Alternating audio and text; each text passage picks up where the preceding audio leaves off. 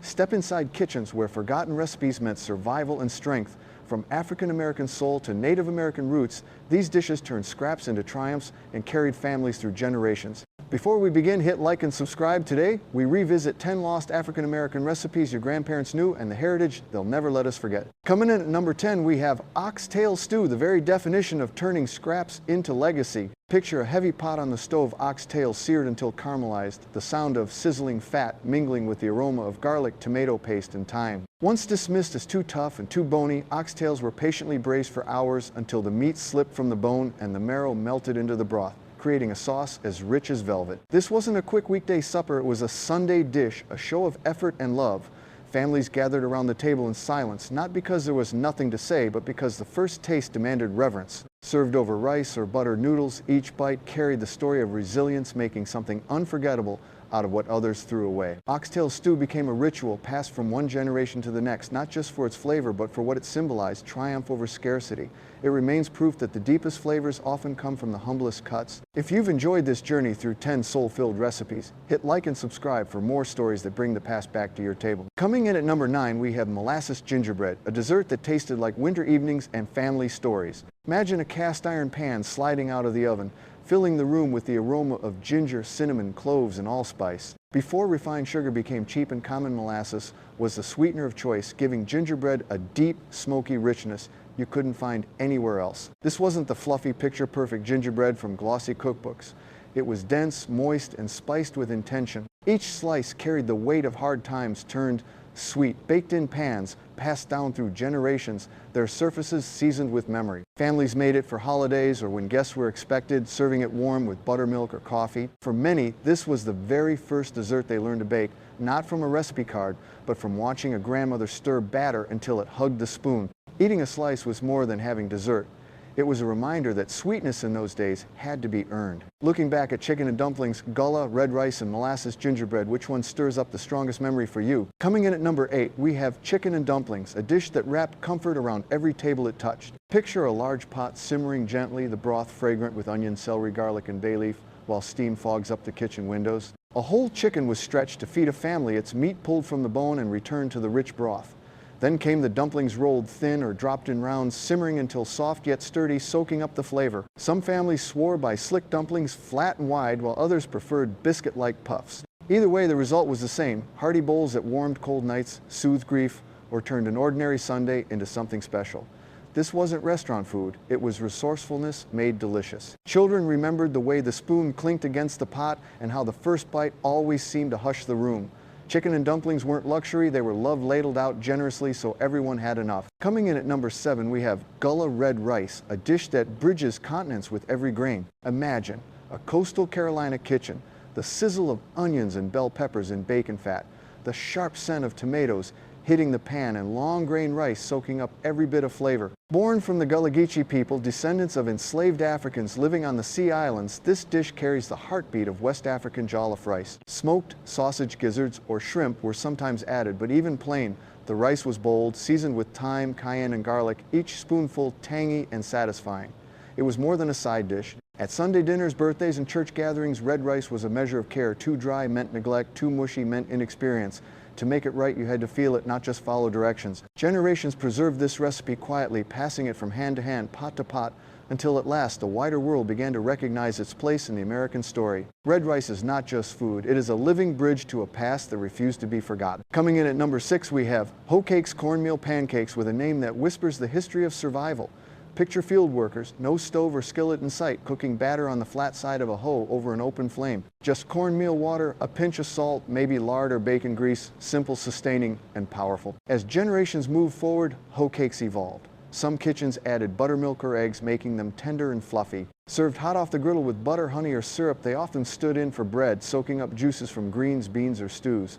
The edges crisp golden, the center stayed soft, and every bite carried a quiet resilience. Though absent from most cookbooks, hoe cakes lived on in memory. The sound of batter sizzling, the smell of cornmeal in the air, and the sight of Grandma flipping them on cast iron. They weren't just breakfast. They were proof that even with the barest means, people created warmth, nourishment, and tradition. Your comments keep these memories alive. Drop yours below. Looking back at hoe cakes, Hoppin John, and fried catfish, which dish best captures the soul of Southern kitchens for you? Coming in at number 5, we have Hoppin John, a dish where good fortune was spooned right alongside nourishment. Picture a humble table on New Year's Day, a pot of black-eyed peas and rice steaming with the scent of onion, garlic, and bay leaf. Each spoonful carried African roots from Senegal and the Gullah Coast, where rice and beans were already dietary staples. In the American South, enslaved families stretched pork scraps, bacon, ham, hocks, or whatever was available into the mix, creating a meal that was both filling and symbolic. Black-eyed peas stood for coins, while collard greens on the side promised paper money in the year ahead. Leftovers, cleverly repurposed as Skip and Jenny showed, thrift was itself a virtue. The taste was hearty yet humble, but the meaning was rich.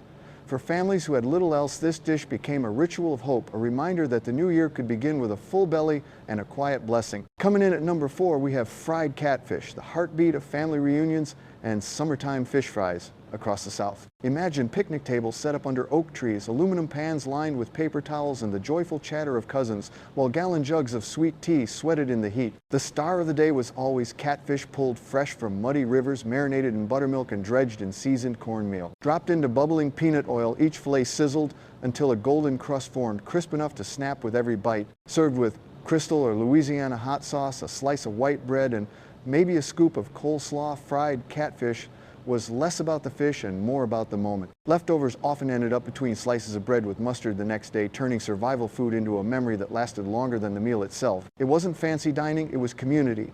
A feast eaten, standing, laughing, and passing plates, where every crunchy bite carried the taste of both river and resilience. Coming in at number 3, we find sweet potato pie, the crown jewel of countless holiday tables. Picture Thanksgiving in a bustling household, the oven door opening to release the caramelized scent of roasted sweet potatoes mingled with nutmeg and cinnamon. Unlike pumpkin pie, which dominated white kitchens, this pie belonged to black families rooted in West African foodways and carried across generations as a signature of the matriarch. The potatoes were always roasted, never boiled, to intensify their natural sweetness. Mashed smooth, then mixed with eggs, brown sugar, evaporated milk, vanilla, and just a whisper of citrus zest.